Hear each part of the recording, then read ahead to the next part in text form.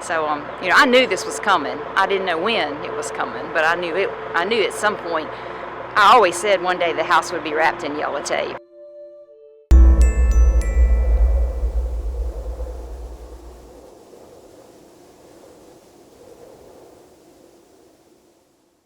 Muy buenas a todos y bienvenidos un día más a mi aterradora biblioteca. Por si no me conoces me presento, mi nombre es Netflix Fleischer y cada semana, si todo va bien, traigo a este canal los misterios más impactantes de la historia. En el día presente traigo un caso que reúne lo que siempre me pedís: demonios, rituales, asesinatos. Lo tiene todo y además es un tema muy pero que muy extenso. Así que si queréis saber quién fue realmente Pazuzu Algarat, ya sabéis, apagad todas las luces, cerrad todas las puertas y poneos cómodos, porque aquí empiezan vuestras nuevas pesadillas. Y bueno, y así más, ¡empezamos!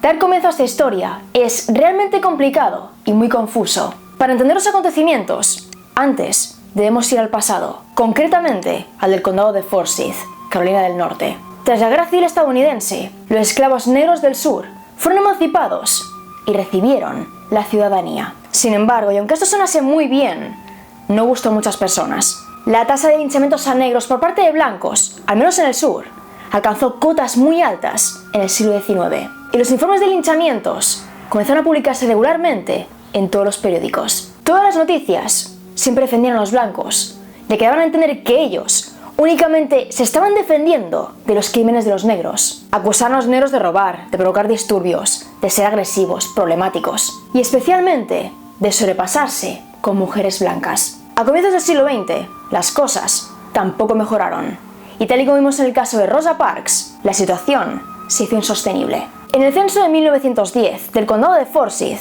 se calculó que hay aproximadamente 10.000 blancos en comparación con 858 negros y 440 mulatos. Y lo digo de esta forma, aunque suene mal, porque en esos documentos figuraba así. Y estas cifras a muchos blancos les incomodaban. Es en este contexto cuando se acontece el llamado conflicto racial del condado de Forsyth de 1912. Y es que en septiembre de ese mismo año se registraron 2 ataques a mujeres blancas, supuestamente perpetrados por hombres negros. El primer evento se aconteció el 5 de septiembre de 1912, y es que una mujer llamada Ellen Rice, quien estaba casada, denunció que un hombre negro se sobrepasó con ella. No buscaron pruebas, no buscaron testigos, directamente apresan al hombre y lo juzgan. Y todo el condado se pone en su contra. Exigen su muerte, amenazan con lincharlo, y debido a las presiones, el hombre lo confiesa todo entre rejas. De hecho, hay rumores que decían que Ellen Rice era amante de este hombre, y para evitar el qué dirán, le denunció por abuso. Un predicador negro, Grant Smith, durante una barbacoa, comentó esto. Dijo lo que todos estaban pensando, y por el simple hecho de abrir la boca, un grupo de blancos le linchó. Así que podéis imaginar, la historia no acabó bien. Y el segundo evento se aconteció el 9 de septiembre de 1912. Aquel día, una chica blanca de 18 años llamada Sletty May Crow fue arrastrada al bosque y supuestamente violada por Ernest Knox, un chico negro de 16 años. Ernest arrastró a May al bosque y una vez allí, y le golpeó en la cabeza 3 veces con una roca. A continuación, se fue a casa de unos amigos y les comentó la jugada. Lamentablemente, a la mañana siguiente, una partida de búsqueda encuentra el cuerpo de May y junto a este un pequeño espejo perteneciente a Ernest. Ya no querían más pruebas, ya no querían testigos, ya no querían nada. Tienen el espejo y con eso había suficiente. Por ello apresaron no solo a Ernest, sino también a varios amigos suyos. Unos chicos llamados Oscar Daniel, Jane Daniel y Rob Edward. Y todos ellos fueron acusados de ser cómplices. Lo más impactante de todo es que finalmente Ernest Knox y Oscar Daniel fueron acusados de haberse sobrepasado con May Crow. Y ambos fueron condenados a morir en la horca. No había pruebas contra ellos, no había testigos fiables, no había absolutamente nada. Pero para los blancos, el simple hecho de ser negro te convertía en culpable. La ejecución supuestamente iba a ser privada. Iban a estar los padres, los jueces, el jurado. Pero una turba enfurecida tiró las vallas y ocupó toda la zona del ahorcamiento. Nunca se comprobó realmente si este crimen y el de Ellen Rice fueron cometidos por negros, pero nada de eso parecía importar. Y a raíz de todo esto, se crearon los llamados Night Riders, grupos de blancos que iban a casa de los negros y les decían que si no se iban en 24 horas del condado, los matarían. Disparaban al aire, golpeaban a la gente, y por culpa de esto, el 98% de la población negra del condado de Forsyth desapareció. Los blancos rápidamente ocuparon las casas que los negros dejaron vacías. Y no solo sus casas, sino sus empleos, sus calles. Todo lo que antes pertenecía a los negros, ahora era de los blancos. Y poco a poco el condado entero se volvió muy conservador. Un área de católicos conservadores que siguen al pie de la letra los preceptos bíblicos y hacían todo lo posible por mantener siempre una imagen perfecta. Creían en Dios y en el demonio, en el bien y el mal. Y todo aquel que no acatara las normas no era digno de estar entre ellos. Conociendo el contexto, ahora llega el momento de conocer al auténtico Pazuzu Algarat.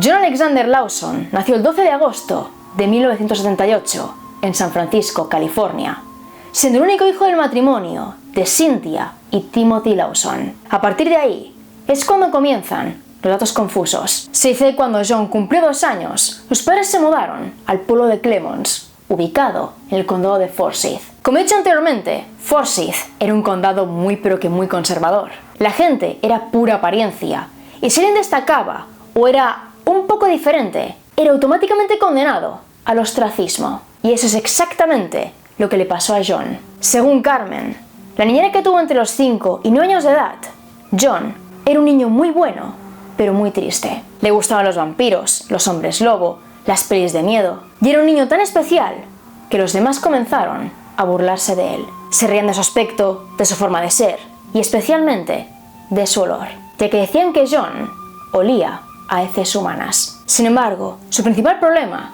no estaba fuera de casa, sino dentro de ella. Y es que a los 5 años, su padre los dejó a él y a su madre para irse a California. Y esta, totalmente desesperada, cae en el alcoholismo. Se volvió irascible, incontrolable y a duras penas hacía caso a su hijo. Lo dejaba solo por largas temporadas, mientras ella se iba a beber y a conocer hombres. Y en 1990, cuando John tenía 12 años, finalmente sus padres se divorcian legalmente. A partir de aquí la vida es cada vez más y más insoportable. John empieza a beber, a juntarse con gente poco recomendable, a consumir drogas y entra en contacto con la parte más oscura de la sociedad. Inadaptados, marginados sociales, gente mayor, gente con problemas, vagabundos. El acoso escolar va de mal en peor y en el 98 Cynthia se casa con un hombre llamado Johnny Larry James, un hombre a quien obliga a su hijo a llamar papá. Obviamente a John esta idea no le gusta lo más mínimo. Y la cosa empeora cuando Cynthia toma la decisión de mudarse al 2749 de Nob Hill Drive, en Winston-Salem. A John no le gustaba su padrastro, la casa nueva, el nuevo entorno, su madre. No le gustaba nada en absoluto. Y poco a poco se vuelve incontrolable e irascible. Así que Cynthia lo manda un año entero a un hospital psiquiátrico. Y una vez allí le diagnostican con varias dolencias: agorafobia y esquizofrenia. Durante cierto tiempo, John se tranquiliza, toma sus pastillas, va a terapia, tiene unos horarios, una rutina. Pero en cierto momento Cynthia ya no puede seguir pagando ese tratamiento. Así que John vuelve a ser el de antes.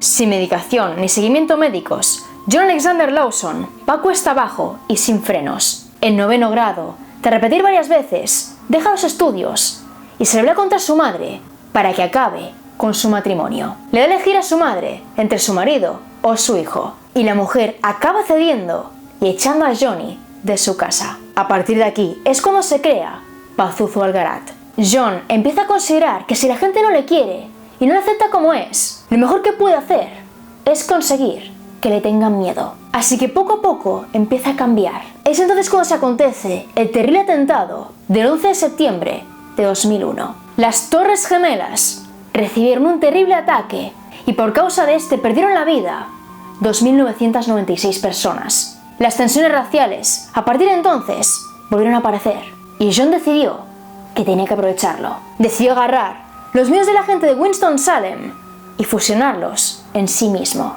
La gente tenía miedo al Estado Islámico y también tenía miedo a Satanás. Así que en 2002, a la edad de 24 años, va al registro civil y se cambia legalmente el nombre por el de Pazuzu Ilá Algarat. Y a continuación os voy a explicar el porqué de este nombre. Por un lado, tenemos Pazuzu. Pazuzu es el nombre de un dios sumerio, considerado demonio por la Iglesia Católica. Para los católicos, él es el rey de los demonios del viento y su poder es terrible. John desde siempre fue un fan de las pelis de miedo y una de sus favoritas era El Exorcista. Y casualmente el demonio de esa película era Pazuzu, así que seguramente eligió ese nombre para evocar a ese demonio. Además, al mismo tiempo considera que al ponerse el nombre de un demonio estaba consiguiendo la fuerza de este, y por lo tanto él mismo se iba a convertir en uno de ellos. Después tenemos el nombre de Ilá. El Ilá es un término árabe referido a los antiguos dioses. Y para entenderlo mejor, tenemos lo siguiente. El Ilá es un ser al que se le atribuye consistencia y eficacia. A diferencia del hombre, el Ilá no solo está sometido a las circunstancias de los mortales, sino que es capaz de satisfacer las necesidades de los seres. Los Aliha eran ídolos, objetos creados o recreados por el hombre. Tras el atentado de las Torres Gemelas, John comenzó a decir que tenía antepasados árabes. Comenzó a vestir con túnica, a rezar en mitad de la calle, a utilizar palabras árabes cuando hablaba con la gente. No sabemos si lo que decía era cierto, pero todo parece apuntar a que utilizaba esto para infundir el miedo en su pueblo. Y finalmente tenemos su apellido, Algarat. Los medios de comunicación no se ponen de acuerdo en qué significa exactamente, de dónde viene, por qué se lo puso. Algunos dicen que es para hacer alusión a su pasado árabe y griego, otros que es un apellido 100% árabe, pero unos pocos dicen que es una combinación de nombres de demonios, concretamente de Agares y Astaroth. Agares causa terremotos, enseña lenguas y encuentra el placer en acciones inmorales e impuras. Y Astaroth, entre otras muchas cosas, tiene la capacidad de alterar y manipular el destino de las personas. Con un nombre distinto, Pazuzu debía ser alguien físicamente diferente a quien antaño fue. Así que se pone rastas, se afila los dientes con una Dremel, se tatúa el cuerpo y la cara y se hace una intervención para tener la lengua bífida. A partir de aquí, su vida cambia por completo. Se empieza a duchar únicamente una vez al año, a lavarse los dientes una vez al mes y convierte su casa en un templo del desenfreno. They were nice to us. I mean, it wasn't a personal thing. It was just I knew evil stuff and bad stuff was going on. There was a lot of fighting, a lot of parties and fights out in the front yard, and I would just hide out in my car until I felt like it was safe to get in. And so, you know, I knew this was coming. I didn't know when it was coming, but I knew at some point. I always said one day the house would be wrapped in yellow tape. Pazuzu Algarat empieza a difundir rumores y mentiras sobre sí mismo. Dice que adora al diablo, y esto sí que es cierto. Sacrifica animales en su honor, bebe su sangre, organiza orgías, vende drogas. Pero también empieza a decir que está sacrificando a seres humanos, que mata a personas, a vagabundos, a prostitutas. Y aunque posteriormente sí cometería ciertos crímenes, no se comprobó que los anteriores, los de las leyendas y rumores, fueran ciertos. Pazuzu era el rey de su casa, podía hacer lo que quisiera, donde quisiera y como quisiera. Así que decidió convertir su hogar en un templo para todas las personas que no encajaran en Winston-Salem. Marginados sociales, gente sin trabajo, drogadictos, vagabundos, chicos y chicas rebeldes, todos ellos iban a su casa y hacían todo lo que querían, pues todo estaba permitido. Podías consumir drogas en cualquier rincón, podías acostarte con quien tú quisieras, podías romper las paredes, romper las sillas, los muebles, escupir en el suelo, defecar en cualquier parte. Podías hacer todo lo que te pudieras imaginar, porque Pazuzu te lo permitía. En esa casa únicamente había una norma, y esta estaba escrita en la puerta de la entrada. No se permiten miembros de pandillas. Cualquiera que se vista igual y porte la misma insignia a aquellos que se han llamado la autoridad de una tierra que no crearon y de la que se apoderaron mediante el terrorismo, no tienen permiso para ingresar a esta tierra, a menos que sea nativo, pues esta es su tierra. Esta es la primera enmienda de tus leyes falsas. Por eso vemos que eres culpable hasta que se demuestre lo contrario. Si puedes hacer leyes, nosotros también. Que así sea. Todo lo que pasaba en la casa estaba autorizado por la madre de Pazuzu. Ella veía las orgías, el pase de drogas, veía las peleas, la sociedad. Pero esta mujer nunca dijo nada al respecto, supuestamente porque le tenía miedo a su hijo. Cosa que en cierta medida poca gente se cree. Con un templo de desenfreno y un aspecto aterrador, Pazuzu quiso convertirse en un líder religioso. Su mayor ídolo era Charles Manson, y al igual que él, quería tener su propio culto. Un culto inspirado no solo en la familia, sino también en las ideas de Aleister Crowley y Anton LaVey. Cree que fusionando sus ideas se iba a convertir en un gran líder. Un líder que atraería a muchísimas personas, tanto a hombres como a mujeres. Y de hecho, hubo un gran grupo de mujeres que se congregó en esa casa. Pero entre todas ellas había dos que destacaron por encima de las demás. Y estas eran Amber Birch, alias Bubbles, y Crystal Matlock, a quienes Pazuzu consideraba sus prometidas. Quería ser rompedor, atraer a la gente, manipular las mentes, y creía que el diablo le había hecho invencible. Aún así tenía muy claro que si algún día la atrapaban o pasaba cualquier cosa, se quitaría la vida, como lo hizo Kurt Cobain. A partir de este punto llegan los crímenes demostrados de Pazuzu. El primer crimen estuvo relacionado con una persona que siempre tuvo una buena vida, Josh Rexler. Según seres queridos, Josh era una persona increíble. Le gustaba salir, los animales, la naturaleza. A los 22 años, Josh conoce a Stacy y rápidamente hacen buenas migas. Empiezan a salir, se casan y en 2006 compran una granja para criar allí caballos destinados a la equinoterapia. Durante varios meses, la cosa va bien. Van pagando las facturas, tienen clientes. Pero lamentablemente, en el año 2008 llega la gran recesión. Una gran crisis por culpa de la cual esta pareja deja de pagar las facturas. En 2007 empiezan a tener más y más problemas. No llegan a fin de mes, no reciben pagos. Y en 2008 el banco les quita la granja. Justo en el momento en el que esto ocurre, Stacy descubre que está embarazada. Pero las tensiones entre ambos son tan insostenibles que se acaban divorciando. Stacy encuentra un trabajo en una granja cercana, pero Josh no tiene tanta suerte y acaba viviendo en una caravana. Desde allí no para de buscar trabajo, va a restaurantes, almacenes, a granjas, pero nadie, absolutamente nadie, decide contratarlo, así que se ve obligado a vender drogas, concretamente hongos alucinógenos. Este era un delito grave y penado por la ley, pero Josh estaba tan desesperado que ni siquiera lo pensó, y en 2009 la policía llamó a su puerta y lo llevó a prisión. A partir de ahí Josh, con antecedentes penales, no podía trabajar en ninguna parte. Fuera donde fuera, preguntase a quien preguntase, con esa mancha nadie le quería. Así que en julio de 2009 decidió recurrir a Pazuzu Algarat, una persona íntimamente relacionada con el mundo de las drogas. Lamentablemente a partir de ahí, nunca más nadie volvió a ver a Josh. La última vez que Stacy habló con Josh fue el 1 de julio de 2009 y a partir de ahí ni llamó ni volvió a aparecer por casa. No se sabe exactamente qué fue lo que pasó, pero lo que sí está claro es que Pazuzu disparó a Josh dentro de la casa. Y después de esto Pazuzu agarró el cuerpo de Josh y lo introdujo en el sótano de la casa, donde le pegaría varios tiros más. Pues según la autopsia, Josh presentaba 3 disparos en la cabeza y 5 en el torso. Los días pasaron y Pazuzu le dijo a todos que vio un cadáver en su sótano. Un cadáver que lentamente se iba descomponiendo. Él siempre decía esa clase de cosas.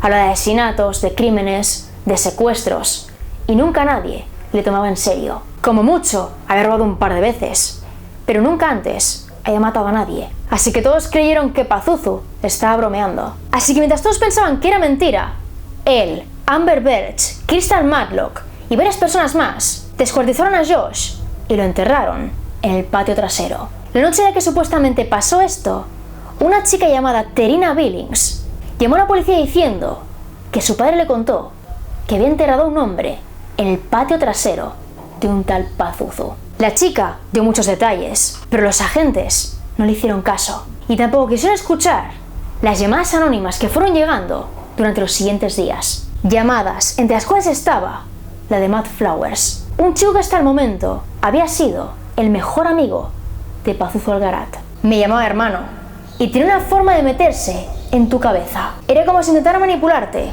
para que hicieras cosas oscuras. Matt contó que en una ocasión Pazuzu le drogó sin avisarle. que había inyectado en su cuerpo grandes dosis de todo tipo de alucinógenos. Y él, completamente aterrado, estuvo a punto de ir a un hospital. Durante aproximadamente un mes consecutivo, pensé que me había vuelto loco. Intenté registrarme en un centro psiquiátrico. No lo sabía en ese momento, pero sabía que tenía que salir de allí. Tras esta experiencia, Matt se unió al ejército y luchó en Irak. Y durante el tiempo en que estuvo fuera, se reconstruyó a sí mismo. Se desintoxicó, pasó página y en todo momento intercambió cartas con su novia de aquel entonces, Daisy, la mejor amiga de Amber Birch. Es ahí cuando las cosas se ponen un poco turbias. Y es cuando Matt vuelve a Estados Unidos. Daisy le cuenta que en el patio trasero de la casa de Pazuzu hay 2 cuerpos enterrados. Dice que Amber se lo ha contado todo y que Pazuzu ha perdido la cabeza. Así que Matt agarra el teléfono y de forma anónima informa a la policía. Pero una vez más, los agentes lo ignoran todo. Es ahora cuando muchos se os pondrán los pelos de punta. Porque tal y como he dicho anteriormente, Pazuzu no solo mató a una persona, sino a 2. Porque había 2 cadáveres enterrados en su patio trasero. En octubre de 2009, él y Amber Birch se cruzan por la calle con Tommy Wells. Tommy, al parecer, iba a la casa de su hermano, pero la pareja lo invitó a acompañarles a la casa de Pazuzu. Y una vez allí, Amber agarra un rifle y le pega un tiro en la cabeza. Después de esto, Pazuzu y Crystal ayudan a Amber a enterrar el cuerpo en el patio trasero. Y una vez más, extienden el rumor de que en esa casa hay cadáveres. Le cuentan a todos que hay personas muertas, que han disparado a gente, que van a matar a más gente. Y una vez más, nadie les cree. Creen que es mentira, que es una broma. Y más aún cuando empiezan a decir que han comido carne humana. Carne procedente de los cuerpos de sus víctimas. En mitad de este caos, Nate Nefarious, amigo de Pazuzu, totalmente drogado y alcoholizado, le cuenta a una chica todo lo que ha pasado. Le habla de los crímenes, de las víctimas, de los nombres de estas. Y le dice exactamente dónde están enterradas. Y la chica, ni corta ni perezosa, agarra el móvil y lo graba todo. I went with my phone to record any information I could. There were several people that spoke up on the voice recording, but the main voice was Nate. I started laughing and said, "Is it true that Pazuzu actually killed people?" And Nate looked at me and said, "Well, yeah, like it was common knowledge." He said, "Yeah, he'd killed people." I went to the sheriff's department with a voice recording and my personal knowledge of who was involved in the murders and told them what I knew. I know I looked crazy, but they didn't take anything I said seriously. Así que la chica agarra ese audio y se lo muestra a Stacy, la viuda de Josh. Y esta, en febrero de 2010, va a comisaría y denuncia que su marido está muerto y enterrado en el patio de Pazuzu. Es ahí cuando los agentes consideran que tienen pruebas suficientes para registrar la casa de Pazuzu. Entran allí con perros policía, con guantes, con linternas, con todo el equipo. Ven la basura, las jeringuillas, las heces, manchas de sangre, pero van al patio posterior y una vez allí, supuestamente, no encuentran nada. Quizás el intenso hedor hizo que los perros no captaran los cuerpos, pero lo que no tiene ningún sentido es que no vieran en ningún momento los montones de tierra revuelta que había en el patio posterior. 2 montones que claramente indicaban que había 2 tumbas. Era evidente que allí había 2 cadáveres, pero los agentes lo ignoraron por completo. El 7 de junio de 2010 se aconteció un tercer crimen. Uno de los lugares favoritos de Pazuzu para hacer sacrificios era el río Yetkin. Iba allí con sus amigos y sacrificaba animales. Degollaba conejos, gatos, perros y después de eso bebía su sangre. Sin embargo, una mañana de octubre de 2010 decidió que el sacrificio debía ser otro. Mientras iba al río con Nicholas Pasquale Rizzi, ambos se cruzaron con Joseph Emrich Chandler, un hombre negro de 35 años que recientemente había sido declarado legalmente ciego. No queda muy claro si los chicos conocían a este hombre de antes, si eran amigos suyos, si sabían lo de su visión, pero este dato no parece muy relevante. Lo que sí parece importante es que los 3 hombres en cierto momento caminan junto al río hasta detenerse. Y una vez lo hacen, Nicholas saca una escopeta y le pega un tiro a Joseph. el arma no se dispara. Así que deja en el suelo, va al coche, agarra una pistola, vuelve hasta allí y decide pegarle un segundo tiro. Y este sí acaba con su vida. Tras una investigación, Nicholas y Pazuzu son detenidos, pero el condado de Forsyth tiene un largo historial de crímenes raciales y la población sigue considerando que los negros eran un problema. Así que los dos hombres no son juzgados con mucha dureza. Nicholas alega que mató a Joseph de forma accidental, así que es condenado por homicidio involuntario, y Pazuzu, como supuestamente no disparó pero sí fue cómplice, es sometido a evaluación psicológica. Una evaluación en la que determinan lo siguiente: que sufría agorafobia, alcoholismo, esquizofrenia, que tiene una gran falta de higiene, que tenía colesterol y que además tenía problemas de tiroides. Después de esto le mandan un tratamiento y la policía sigue sus pasos muy de cerca. A lo largo de los años, más y más denuncias se montaron en comisaría. Hay más llamadas, más quejas, más rumores, más leyendas. Pero los agentes, una y otra vez, lo ignoran todo. Nadie va a su casa, nadie registra nada, nadie comprueba nada. Y hasta 2014 no toman la decisión de realmente registrar su casa. Y esto únicamente ocurre porque Matt Flowers tuvo que ir personalmente a comisaría y amenazar a los agentes con tomarse la justicia por su mano. Tras volver a casa, Matt se acercó a Pazuzu. Quería saber qué estaba pasando exactamente, si había matado a alguien, si realmente estaba loco. Y vio con sus propios ojos que quien una vez fue su mejor amigo se ha vuelto completamente loco. Durante una fiesta en casa de Pazuzu, este le pidió a Matt que matara a un hombre. No sé por qué, pero simplemente quería esa persona muerta. A lo que Matt, obviamente, se negó. Después de pelearse durante un rato, Matt se marchó de la casa. Y a los pocos días se enteró de que Pazuzu estaba diciendo por ahí que una de sus juergas a un militar.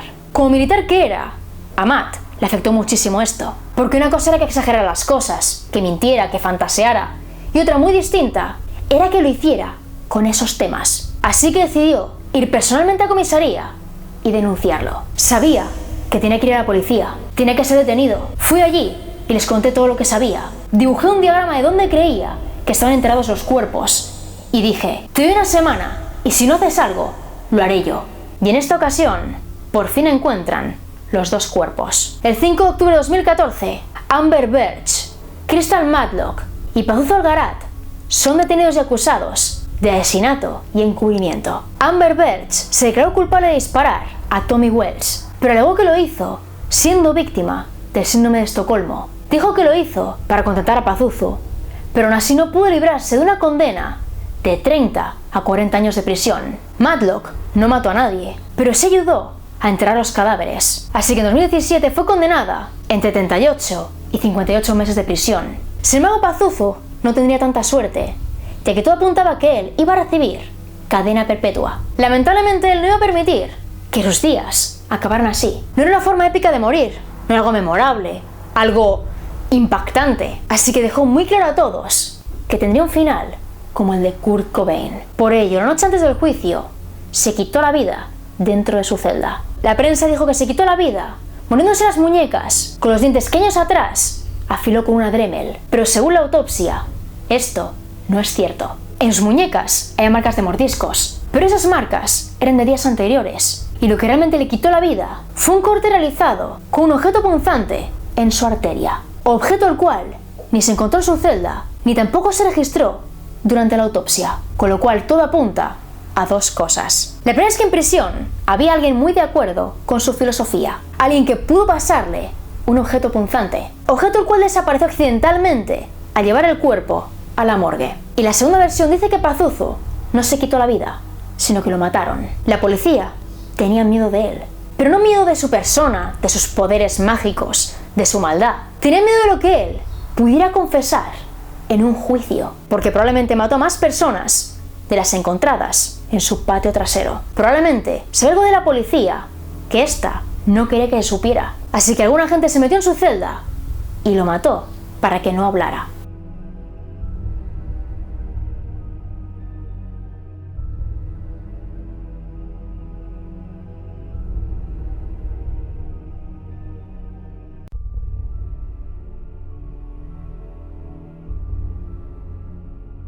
Because I'm so bored Got a letter from you and one from Amber.